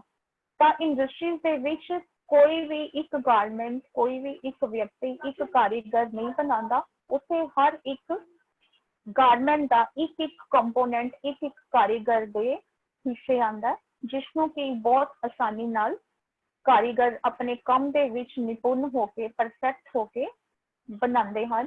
ਤਾਂ ਹੀ ਸਾਡੇ ਰੈਡੀਮੇਡ ਗਾਰਮੈਂਟਸ ਦੇ ਵਿੱਚ ਪ੍ਰੋਪਰ ਫਿਨਿਸ਼ਿੰਗ ਹੁੰਦੀ ਹੈ। क्योंकि कोई भी कारीगर एक पार्ट नूं बनांदे बनांदे ਉਹਦੇ ਵਿੱਚ ਇੰਨਾ ਪ੍ਰੋਟੈਕਟ ਹੋ ਜਾਂਦਾ ਹੈ ਕਿ ਉਹਦੇ ਵਿੱਚ ਗਲਤੀ ਦੀ ਕੋਈ ਵੀ ਗੁੰਜਾਇਸ਼ ਨਹੀਂ ਰਹਿ ਜਾਂਦੀ।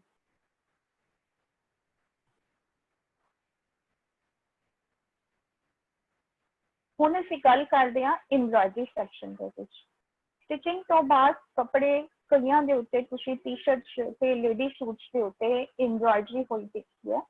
ਉਹ ਐਮਬਰਾਇਡਰੀ ਕਿਸ ਤਰ੍ਹਾਂ ਹੁੰਦੀ ਹੈ? ਇੰਨੇ ਸਾਰੇ ਜਦੋਂ ਮਲਟੀ ਸਾਡੇ ਕੋਲ ਲੇਅਰਸ ਪਈਆਂ, ਇੰਨੇ ਸਾਰੇ ਗਾਰਮੈਂਟਸ ਵਿੱਚ ਐਮਬਰਾਇਡਰੀ ਹੱਥ ਨਾਲ ਕਰਨੀ ਜਾਂ ਇੱਕ ਇੱਕ ਬੰਦੇ ਦੁਆਰਾ ਕਰਨੀ ਈਜ਼ੀ ਨਹੀਂ ਹੈ।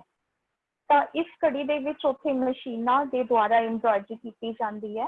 ਇਸ ਫੋਟੋਜ਼ ਵਿੱਚ ਤੁਸੀਂ ਇਹਨਾਂ ਵਿੱਚ ਦੇਖ ਸਕਦੇ ਹੋ ਕਿ ਇੱਕ ਫੁੱਲੀ ਕੰਪਿਊਟਰਾਈਜ਼ਡ ਮਸ਼ੀਨਸ ਹੈ। ਇਹਨਾਂ ਵਿੱਚ ਡਿਜ਼ਾਈਨ ਨੂੰ ਫੀਡ ਕਰਕੇ ਕੱਪੜੇ ਨੂੰ ਨੀਚੇ ਸੈੱਟ ਕਰ ਦਿੱਤਾ ਜਾਂਦਾ ਹੈ। ਅਲੱਗ-ਅਲੱਗ ਸੈਟਸ ਨੂੰ ਉਹਦਾ ਵਿੱਚ ਚੜਾ ਕੇ ਤੇ ਮਸ਼ੀਨਾਂ ਦੁਆਰਾ ਇਹ ਅਲੱਗ-ਅਲੱਗ ਜਿਹੜੇ ਕੰਪੋਨੈਂਟਸ ਆ ਉਹਨਾਂ ਤੇ ਐਮਬਰਾਇਡਰੀ ਨੂੰ ਸਿਰੇ ਚੜਾਇਆ ਜਾਂਦਾ ਹੈ। ਹੁਣ ਹੈ ਸਾਡੇ ਕੋਲ ਪ੍ਰਿੰਟਿੰਗ ਸੈਕਸ਼ਨ। ਟੀ-ਸ਼ਰਟਸ ਤੇ ਟੌਪਸ ਦੇ ਉੱਤੇ ਜਾਂ ਬੈਡਸ਼ੀਟਸ ਉੱਤੇ ਕਰਟਨਸ ਦੇ ਉੱਤੇ ਤੁਸੀਂ ਪ੍ਰਿੰਟਿੰਗ ਕੀਤੀ ਹੋਈ ਦੇਖੀ ਹੋਏਗੀ। ਇਹ ਪ੍ਰਿੰਟਿੰਗ ਵੀ ਸਾਡੇ ਕੋਲ ਲੇਜ਼ਰ ਮਸ਼ੀਨਸ ਹੁੰਦੀਆਂ ਕੰਪਿਊਟਰਾਈਜ਼ਡ, ਉਹਨਾਂ ਦੇ ਥਰੂ ਹੀ ਕੀਤੀ ਜਾਂਦੀ ਹੈ। ਜਿਵੇਂ ਕਿ ਇਹਨਾਂ ਮਸ਼ੀਨਸ ਵਿੱਚ ਤੁਸੀਂ ਦੇਖ ਰਹੇ ਹੋ ਕਿ ਕੰਪਿਊਟਰ ਦੇ ਉੱਤੇ ਡਿਜ਼ਾਈਨ ਸੈੱਟ ਕੀਤਾ ਹੋਇਆ, ਨਾਲ ਮਸ਼ੀਨ ਅਟੈਚ ਹੈ। ਇਹ ਮਸ਼ੀਨ ਦੇ ਵਿੱਚੋਂ ਨਾਲ ਦੀ ਨਾਲ ਪ੍ਰਿੰਟਿੰਗ ਹੋ ਕੇ ਬਾਹਰ ਆ ਰਹੀ ਹੈ, ਜਿਸ ਦੇ ਨਾਲ ਕਿ ਸਾਡੇ ਗਾਰਮੈਂਟਸ ਰੈਡੀ ਹੋ ਰਹੇ ਹਨ। ਲਾਸਟ ਵਿੱਚ ਸਾਡੇ ਕੋਲ ਆਉਂਦਾ ਫਿਨਿਸ਼ਿੰਗ ਸੈਕਸ਼ਨ।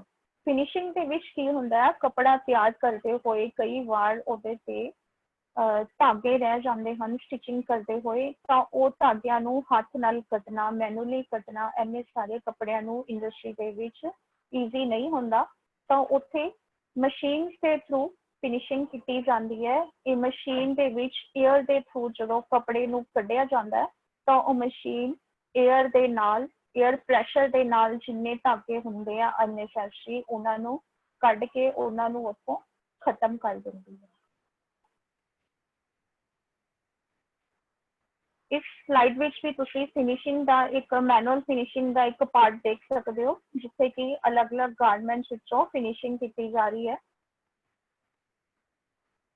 ਇਸ ਤੋਂ ਬਾਅਦ ਅਸੀਂ ਵਾਸ਼ਿੰਗ ਸੈਕਸ਼ਨ ਦੀ ਗੱਲ ਕਰਦੇ ਹਾਂ। ਫਿਨਿਸ਼ਿੰਗ ਤੋਂ ਬਾਅਦ ਵਿੱਚ ਵਾਸ਼ਿੰਗ ਹੁੰਦੀ ਹੈ, ਜਿਹੜੇ ਕਿ ਵੱਡੇ ਵੱਡੇ ਸਾਡੇ ਕੋਲ ਵਾਸ਼ਰਸ ਹੁੰਦੇ ਆ ਇੰਡਸਟਰੀਜ਼ ਦੇ ਵਿੱਚ, ਟਰਬੋਜੈਟ ਵਾਸ਼ਰਸ ਹੁੰਦੇ ਆ, ਉਹਨਾਂ ਦੇ ਥਰੂ ਵਾਸ਼ਿੰਗ ਨੂੰ ਇੰਪਲੀਮੈਂਟ ਕੀਤਾ ਜਾਂਦਾ ਹੈ। ਵਾਸ਼ਿੰਗ ਦੇ ਨਾਲ ਹੀ ਵੱਡੇ ਵੱਡੇ ਸਾਡੇ ਕੋਲ ਹਾਈਡਰੋ ਇਲੈਕਟ੍ਰਿਕ ਵਾਸ਼ਰ ਹੁੰਦੇ ਆ। ਇਹਨਾਂ ਜਿਹੜੇ ਸਪਿਨਰਸ ਹੁੰਦੇ ਆ, ਇਹਨਾਂ ਦੇ ਥਰੂ ਕੱਪੜੇ ਨੂੰ, ਡਰਾਇਰ ਦੇ ਥਰੂ ਕੱਪੜੇ ਨੂੰ ਹੈਂਗਰਸ ਦੇ ਵਿੱਚ, ਜਿਵੇਂ ਕਿ ਤੁਸੀਂ ਸਲਾਈਡਸ ਦੇਖ ਰਹੇ ਹੋ, ਇਹਨਾਂ ਨੂੰ ਸੁਕਾਇਆ ਜਾਂਦਾ ਹੈ। ਇਹ ਵੀ ਇੱਕ ਪ੍ਰੋਸੈਸ ਹੈ ਵਾਸ਼ਰਸ ਦਾ, ਜੋ ਕਿ ਇੰਡਸਟਰੀਜ਼ ਦੇ ਵਿੱਚ ਯੂਜ਼ ਕੀਤਾ ਜਾਂਦਾ ਹੈ ਗਾਰਮੈਂਟਸ ਨੂੰ ਵਾਸ਼ ਕਰਨ ਦੇ ਲਈ। ਉਸ ਤੋਂ ਬਾਅਦ ਵਿੱਚ ਸਾਡੇ ਕੋਲ ਵਾਰੀ ਆਉਂਦੀ ਹੈ ਪ੍ਰੈਸਿੰਗ ਦੀ। ਵਾਸ਼ਿੰਗ ਤੋਂ ਬਾਅਦ ਵਿੱਚ ਕੱਪੜੇ ਨੂੰ ਪ੍ਰੈਸ ਕੀਤਾ ਜਾਂਦਾ ਹੈ ਅਲੱਗ-ਅਲੱਗ ਪ੍ਰੈਸਿੰਗ ਮਸ਼ੀਨ ਦੇ ਥਰੂ, ਜਿਨ੍ਹਾਂ ਵਿੱਚ ਕਿ ਜਿਹੜੀ ਪ੍ਰੈਸਿੰਗ ਹੈ ਉਹ ਸਟੀਮ ਦੇ ਦੁਆਰਾ ਕੀਤੀ ਜਾਂਦੀ ਹੈ। There are number of machines in garment industry by which we press them।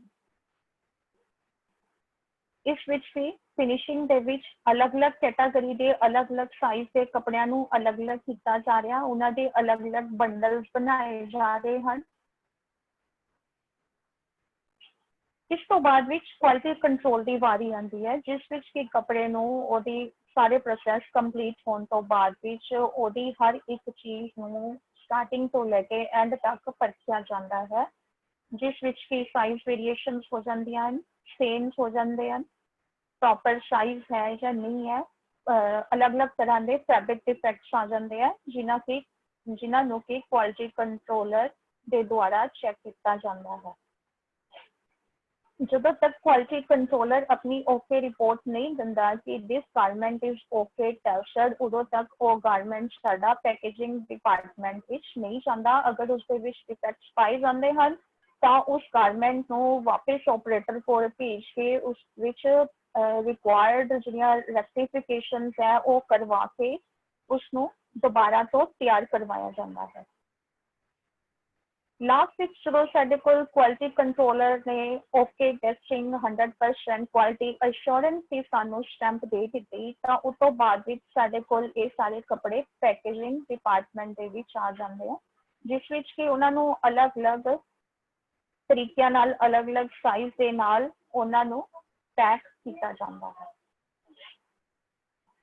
ਇਸ ਦੇ ਨਾਲ ਹੀ ਪੈਕਿੰਗ ਕਰਦੇ ਹੋਏ ਟੈਗਿੰਗ ਦਾ ਵੀ ਇੱਕ डिपार्टमेंट ਹੁੰਦਾ ਹੈ ਜਿਸ ਤੇ ਕੱਪੜਿਆਂ ਦੀ ਟੈਗਿੰਗ ਕੀਤੀ ਜਾਂਦੀ ਹੈ। ਉਹਦੇ ਵਿੱਚ ਉਹਨਾਂ ਨੂੰ ਵਾਸ਼ ਕਰਨ ਦੀਆਂ, ਉਹਨਾਂ ਨੂੰ ਯੂਜ਼ ਕਰਨ ਦੀਆਂ ਇੰਸਟਰਕਸ਼ਨਸ ਟੈਗ ਕੀਤੀਆਂ ਜਾਂਦੀਆਂ, ਕੰਪਨੀ ਦਾ ਨਾਮ, ਕੰਪਨੀ ਦਾ ਜਿਹੜਾ ਪ੍ਰਾਈਸ ਹੈ, ਉਹਦਾ ਐਡਰੈਸ, ਫੋਨ ਨੰਬਰ ਸਾਰੇ ਉਹਦੇ ਤੇ ਟੈਗ ਕੀਤੇ ਜਾਂਦੇ ਹਨ। ਇਸੇ ਸੈਕਸ਼ਨ ਦੇ ਵਿੱਚ ਸਾਡੇ ਕੋਲ ਬਾਰਕੋਡ ਸੈਕਸ਼ਨ ਵੀ ਆ ਜਾਂਦਾ ਹੈ। ਕੱਪੜਿਆਂ ਦੇ ਉੱਤੇ ਟੈਗਿੰਗ ਦੇ ਨਾਲ ਬਾਰਕੋਡਸ ਨੂੰ ਇਨਸਰਟ ਕੀਤਾ ਜਾਂਦਾ ਹੈ, ਜਿਸ ਦੇ ਦੁਆਰਾ ਕਿ ਅੱਗੇ ਜਦੋਂ ਸੇਲਸ ਦੇ ਵਿੱਚ ਕੱਪੜਿਆਂ ਨੇ ਜਾਣਾ ਹੁੰਦਾ ਤਾਂ ਉਹਦੇ ਵਿੱਚ ਰੇਟ ਦੇਖਣ ਵਿੱਚ, ਹੋਰ ਨੈਸੈਸਰੀ ਇਨਫੋਰਮੇਸ਼ਨ ਦੇਖਣ ਦੇ ਵਿੱਚ ਜਿਹੜੇ ਰਿਟੇਲਰਸ ਹੈ, ਹੋਲਸੇਲਰਸ ਹੈ, ਉਹਨਾਂ ਨੂੰ ਕਾਫੀ ਹੈਲਪ ਮਿਲ ਜਾਂਦੀ ਹੈ। ਐਂਡ ਵਿੱਚ ਸਾਡੇ ਕੋਲ ਆ ਗਿਆ dispatch section. Dispatch department section ਕੀ ਕਰਦਾ ਹੈ, ਜਿੱਥੋਂ ਆਰਡਰ ਆਏ ਹੋਏ ਸੀ, ਜਿੰਨੀ ਕੁਆਂਟੀਟੀ ਦੇ ਆਰਡਰ ਆਏ ਸੀ, ਚਾਹੇ ਉਹ ਨੈਸ਼ਨਲ ਲੈਵਲ ਦੇ ਸੀ, ਚਾਹੇ ਉਹ ਲੋਕਲ ਲੈਵਲ ਦੇ ਸੀ ਜਾਂ ਇੰਟਰਨੈਸ਼ਨਲ ਲੈਵਲ ਤੇ। ਡਿਸਪੈਚ ਸੈਕਸ਼ਨ ਦਾ ਕੰਮ ਇਹ ਹੁੰਦਾ ਹੈ ਕਿ ਸਾਡੇ ਕੋਲ ਗਾਰਮੈਂਟ ਜਦੋਂ ਪੈਕ ਹੋ ਕੇ ਆ ਗਿਆ ਉਹਨੂੰ ਅਲੱਗ-ਅਲੱਗ ਜਗ੍ਹਾ ਤੇ ਭੇਜਣਾ, ਉਸਨੂੰ ਡਿਸਪੈਚ ਕਰਨਾ, ਔਰ ਡਿਸਪੈਚ ਕਰਨ ਦੇ ਨਾਲ ਹੀ ਉਹਦੀ ਸਾਰੀ ਰਿਪੋਰਟ ਐਡਮਿਨਿਸਟ੍ਰੇਟਿਵ ਡਿਪਾਰਟਮੈਂਟ ਨੂੰ ਦੇਣੀ। ਐਨੇ ਸਾਰੇ ਪ੍ਰੋਸੈਸਸ ਵਿੱਚੋਂ ਤਿਆਰ ਹੋ ਕੇ ਕੱਪੜਾ ਜਦੋਂ ਡਿਸਪੈਚ ਹੋ ਕੇ ਜਾਂਦਾ ਹੈ, ਉਹ ਤੋਂ ਬਾਅਦ ਵਿੱਚ ਇਹ ਸਪਲਾਇਰਸ ਕੋਲ ਪਹੁੰਚਦਾ ਹੈ। ਸਪਲਾਇਰਸ ਇਸਨੂੰ ਹੋਲਸੇਲਰਸ ਕੋਲ ਭੇਜਦੇ ਆ, ਹੋਲਸੇਲਰਸ ਇਸਨੂੰ ਰਿਟੇਲਰਸ ਕੋਲ ਭੇਜਦੇ ਆ। ਰਿਟੇਲਰਸ ਉਹ ਹੁੰਦੇ ਹਨ ਜਿਨ੍ਹਾਂ ਤੋਂ ਅਸੀਂ ਆਮ ਲੋਕੀ ਜਾ ਕੇ ਕੱਪੜਾ ਖਰੀਦਦੇ ਹਨ, ਜਿਸ ਤਰ੍ਹਾਂ ਕਿ ਕਿਸੇ ਸ਼ੋਰੂਮ ਤੋਂ, ਕਿਸੇ ਸ਼ਾਪ ਤੋਂ, ਕਿਸੇ ਮਾਲ ਤੋਂ ਜਦੋਂ ਅਸੀਂ ਕੱਪੜਾ ਖਰੀਦਣ ਜਾਂਦੇ ਹਨ, ਉਹ ਲੋਕ ਸਾਡੇ ਰਿਟੇਲਰਸ ਹੁੰਦੇ ਹਨ। ਤਾਂ ਬੱਚੋ, ਮੈਨੂੰ ਉਮੀਦ ਹੈ ਕਿ ਤੁਸੀਂ ਅੱਜ ਸਾਡੇ ਕੋਲ ਜਿਹੜੇ ਤੁਸੀਂ ਰੈਡੀਮੇਡ ਗਾਰਮੈਂਟਸ ਪਾਉਂਦੇ ਹੋ, ਉਹ ਬਣਨ ਸਮੇਂ ਕਿੰਨੀ ਮਿਹਨਤ ਲੱਗਦੀ ਹੈ ਤੇ ਕਿੰਨਾ ਪ੍ਰੋਸੈਸਸ ਵਿੱਚੋਂ ਹੋ ਕੇ ਗੁਜ਼ਰਦਾ ਹੈ। ਇਹ ਸਭ ਕੁਝ ਪੋਸੀਬਲ ਹੁੰਦਾ ਟੇਲਰਿੰਗ ਦੀ ਵਜ੍ਹਾ ਨਾਲ, ਕਿਉਂਕਿ ਟੇਲਰਿੰਗ ਇੱਕ ਕਲਾ ਵੀ ਹੈ ਤੇ ਟੇਲਰਿੰਗ ਇੱਕ ਇੰਡਸਟਰੀ ਦੇ ਤੌਰ ਤੇ ਵੀ ਕੰਮ ਕਰਦੀ ਹੈ। ਅਗਰ ਇਹ ਕਲਾ ਇਸ ਦੁਨੀਆ ਦੇ ਵਿੱਚ, ਇਸ ਸੰਸਾਰ ਦੇ ਵਿੱਚ ਨਾ ਇਜਾਦ ਹੁੰਦੀ ਤਾਂ ਸੋਚੋ ਕਿ ਇਸਦਾ ਕੀ ਸਿੱਟਾ ਨਿਕਲਣਾ ਸੀ। ਅੱਜ ਅਸੀਂ ਸਾਰੀ ਫੈਸ਼ਨ ਦੀ ਦੁਨੀਆ ਦੇ ਵਿੱਚ ਤਾਂ ਹੀ ਅਸੀਂ ਸਾਰੇ ਫੈਸ਼ਨ ਨੂੰ ਯੂਜ਼ ਕਰਦੇ ਹਾਂ, ਆਪਣੀ ਪਰਸਨੈਲਿਟੀਜ਼ ਨੂੰ ਇਫੈਕਟਿਵ ਬਣਾ ਕੇ ਚਾਰ ਚੰਦ ਤਾਂ ਹੀ ਲਗਾਉਂਦੇ ਹਾਂ ਜੇ ਸਾਡੇ ਕੋਲ ਫੈਸ਼ਨ ਟੇਲਰਿੰਗ ਦੀ ਸਾਡੇ ਕੋਲ ਇੱਕ ਸੈਂਸ ਆਈ ਹੋਈ ਹੈ।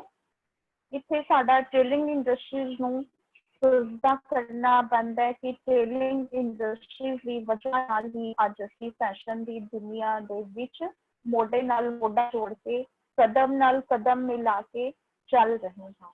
ਸੋ ਮੈਂ ਤੁਹਾਡਾ ਸਾਰਿਆਂ ਦਾ ਥੈਂਕਸ ਕਰਦੀ ਹਾਂ। ਇੱਥੇ ਹੀ ਮੇਰਾ ਅੱਜ ਦਾ ਟੌਪਿਕ ਪੂਰਾ ਹੁੰਦਾ। ਤੋਂ ਪਹਿਲਾਂ ਮੈਂ ਤੁਹਾਨੂੰ ਇੱਕ ਸਾਡੇ ਡਿਪਾਰਟਮੈਂਟ ਵੱਲੋਂ ਚਲਾਈ ਹੋਈ ਵਰਚੁਅਲ ਪਲੇਸਮੈਂਟ ਡਰਾਈਵ ਬਾਰੇ ਜ਼ਰੂਰ ਦੱਸਣਾ ਚਾਹਾਂਗੀ। ਸਾਡਾ department technical education and industrial training Punjab ਨੇ ਹਰ ਇੱਕ ਸਟੂਡੈਂਟ ਨੂੰ ਉਹਦੇ ਪੈਰਾਂ ਦੇ ਉੱਤੇ ਖੜਾ ਕਰਨ ਲਈ, ਉਹਨੂੰ ਇੰਡੀਪੈਂਡੈਂਟ ਬਣਾਉਣ ਲਈ ਕੋਰੋਨਾ ਵਾਇਰਸ ਮਹਾਮਾਰੀ ਦੇ ਦੌਰਾਨ ਵੀ ਇੱਕ ਵਰਚੁਅਲ ਪਲੇਸਮੈਂਟ ਡਰਾਈਵ ਸ਼ੁਰੂ ਕੀਤੀ ਹੈ, ਜੋ ਕਿ ਬਹੁਤ ਹੀ ਸ਼ਲਾਘਾਯੋਗ ਕਦਮ ਹੈ। ਇਸ ਦੇ ਤਹਿਤ ਲੁਧਿਆਣੇ ਜ਼ਿਲ੍ਹੇ ਦੀ ਸਰਕਾਰੀ ਉਦਯੋਗਿਕ ਸੰਸਥਾ ਦੇ ਜਿਹੜੇ ਸਾਹਿਬ ਹੈ, ਉਹਨਾਂ ਵੱਲੋਂ ਸਾਰਿਆਂ ਨੂੰ ਬੇਨਤੀ ਕੀਤੀ ਜਾਂਦੀ ਹੈ ਕਿ ਲੁਧਿਆਣੇ ਜ਼ਿਲ੍ਹੇ ਵਿੱਚ ਅਲੱਗ-ਅਲੱਗ ਤਰ੍ਹਾਂ ਦੀਆਂ ਇੰਡਸਟਰੀਜ਼ ਨੂੰ ਮਸ਼ੀਨਿਸਟ, ਟਰਨਰ, ਫਿਟਰ, ਵੈਲਡਰ ਅਤੇ ਹੋਰ ਕਾਫੀ ਟੈਕਨੀਕਲ ਟ੍ਰੇਡਸ ਦੇ ਨਾਲ ਸੰਬੰਧਿਤ ਨਿਪੁੰਨ ਕਾਰੀਗਰਾਂ ਦੀ ਜ਼ਰੂਰਤ ਹੈ, ਜੋ ਕਿ ਸਾਡੀ ਆਈਟੀ ਵਿੱਚੋਂ ਬਿਲਡ ਹੋ ਕੇ ਜਾਂਦੇ ਹਨ। ਤਾਂ ਇਸ ਜ਼ਰੂਰਤ ਨੂੰ ਧਿਆਨ ਚ ਰੱਖਦੇ ਹੋਏ ਮੈਂ ਆਪਣੇ ਸਾਰੇ ਪਾਰਟਿਸਪੈਂਟਸ ਨੂੰ, ਆਪਣੇ ਕੁਲੀਗਸ ਨੂੰ ਬੇਨਤੀ ਕਰਦੀ ਹਾਂ ਕਿ ਸਾਡੇ ਆਸੇ ਪਾਸੇ ਜਿੰਨੇ ਵੀ ਤੁਹਾਡੇ ਲਿੰਕ ਵਿੱਚ ਸਾਡੇ ਕੋਲ IT ਪਾਸ ਫੋਲਡਰਸ ਹਨ ਉਹਨਾਂ ਨੂੰ ਪਲੇਸਮੈਂਟ ਵਿੱਚ ਭਾਗ ਲੈਣ ਲਈ ਜ਼ਰੂਰ ਉਤਸ਼ਾਹਿਤ ਕੀਤਾ ਜਾਵੇ, ਜੋ ਕਿ 15 ਜੂਨ ਤੋਂ ਲਗਾਤਾਰ ਰਹੀ ਹੈ। ਇਸ ਮੌਕੇ ਵਿੱਚ ਸਾਨੂੰ ਹਿੱਸਾ ਲੈਣ ਲਈ ਸਕਰੀਨ ਤੇ ਦਿੱਤੇ ਹੋਏ ਲਿੰਕ ਤੇ ਰਜਿਸਟ੍ਰੇਸ਼ਨ ਕਰਵਾਉਣੀ ਜ਼ਰੂਰੀ ਹੈ। ਇੰਟਰਵਿਊ ਦੇ ਲਈ ਸਾਨੂੰ ਜਿਹੜੇ ਵਰਕਸ਼ਾਪ ਹੈ ਜ਼ੂਮ ਐਪ ਰਾਹੀਂ ਇੰਟਰਵਿਊ ਤੁਹਾਡੀ ਕਰਵਾ ਦਿੱਤੀ ਜਾਏਗੀ ਤੇ ਉਸ ਤੋਂ ਬਾਅਦ ਵਿੱਚ ਤੁਹਾਨੂੰ ਜੁਆਇਨ ਕਰਨਾ ਚਾਹੀਦੀ ਹਾਲਾਤ ਕੀ ਹੋਣਗੇ। ਬੇਨਤੀ ਹੈ ਕਿ ਵੱਧ ਤੋਂ ਵੱਧ ਚੜ ਕੇ ਇਸ ਪਲੇਸਮੈਂਟ ਡਰਾਈਵ ਵਿੱਚ ਆਪਣੇ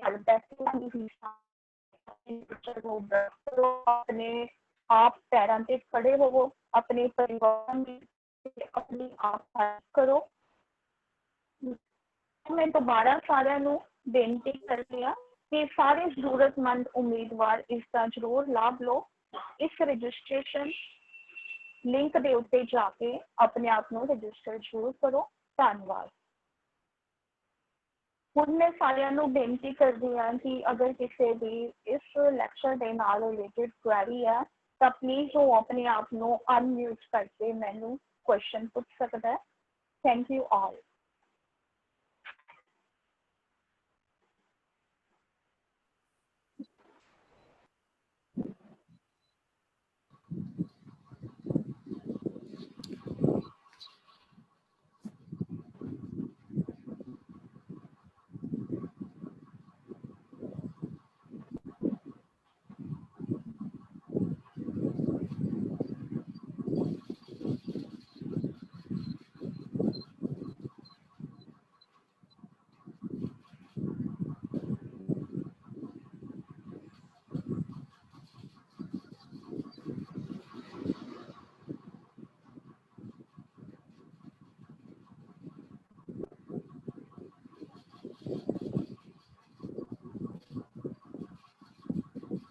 hello, good afternoon Maninder ma'am.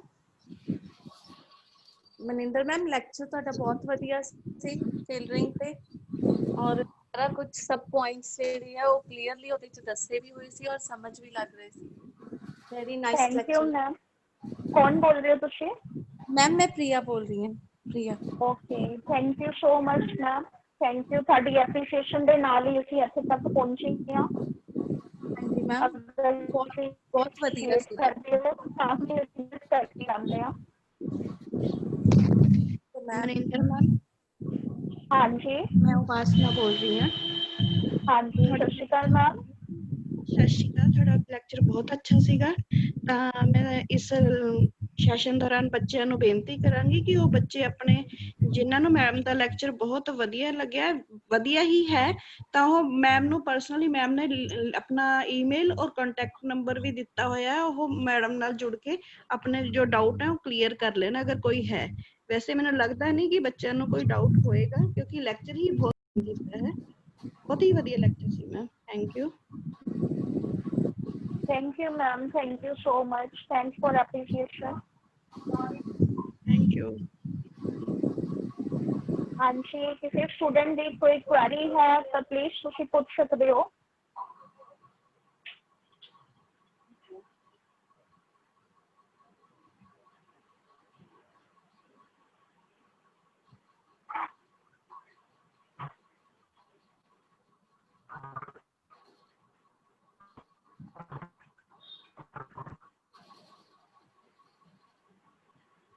Anshi, anybody else who wants to question me about anything else? या फिर ਤੁਸੀਂ ਮੈਨੂੰ WhatsApp ਨੰਬਰ ਤੇ ਕੰਟੈਕਟ ਕਰ ਸਕਦੇ ਹੋ ਬਾਅਦ ਵਿੱਚ, as you like.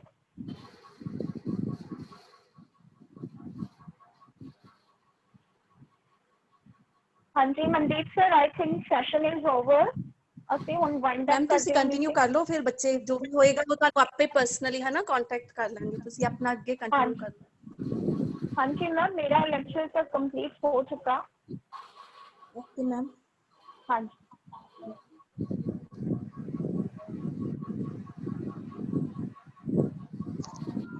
ਮੇਰੇ ਹੋਸਟ ਜੇ ਮੇਰੀ ਗੱਲ ਸੁਣ ਪਾ ਰਹੇ ਹੋ ਤਾਂ ਪਲੀਜ਼ ਮੈਂ ਰਿਕੁਐਸਟ ਕਰਦੀ ਹਾਂ ਕਿ ਸੈਸ਼ਨ ਨੂੰ ਅਸੀਂ ਵਾਈਂਡ ਅਪ ਕਰਦੇ ਹਾਂ।